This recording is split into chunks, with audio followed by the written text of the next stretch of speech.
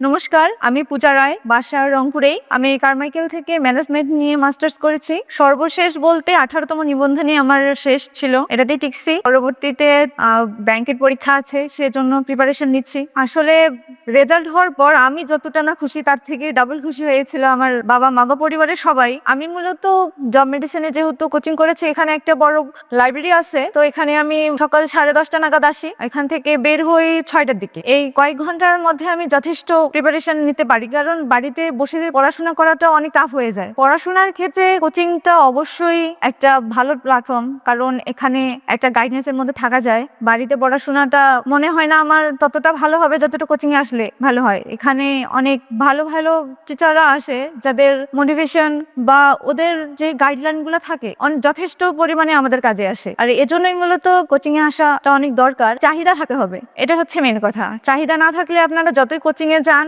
বা ভালো প্ল্যাটফর্মে যান, আপনারা কিছু করতে পারবেন না। আমি অফলাইনটাই প্রিফার করব, কারণ অনলাইনে আসলে সেভাবে কিছু এত করা যায় না। সবাই পারে না, অনেকেই পারে, এটা বলে ভুল হবে, অনেকেই পারে, কিন্তু আমার মতে মনে করি যে অফলাইনটাই পারফেক্ট। এখানে মনে করেন যে একটু ক্লাস দেখতে দেখতে আর একটু মনে হচ্ছে যে মেসেজ আসলো, মেসেজটা একটু সেন্ড করে রিপ্লাই করি, এটা একটু অনেক ক্ষেত্রে আমাদের মানে অন্যমনস্ক হয়ে যাই আমরা।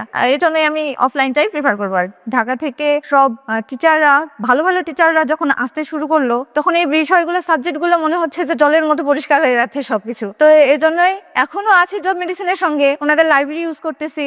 আর টিচাররা যে এত পরিমাণ ভালো, মানে বলার মতো না। তো আমি এটাই বলতে চাই, এখনো আছি, সামনেও থাকবো। জব মেডিসিন রংপুর শাখাকে আমি আন্তরিকভাবে ধন্যবাদ জানাচ্ছি আমার এই পর্যায়ে আসার জন্য। ধন্যবাদ।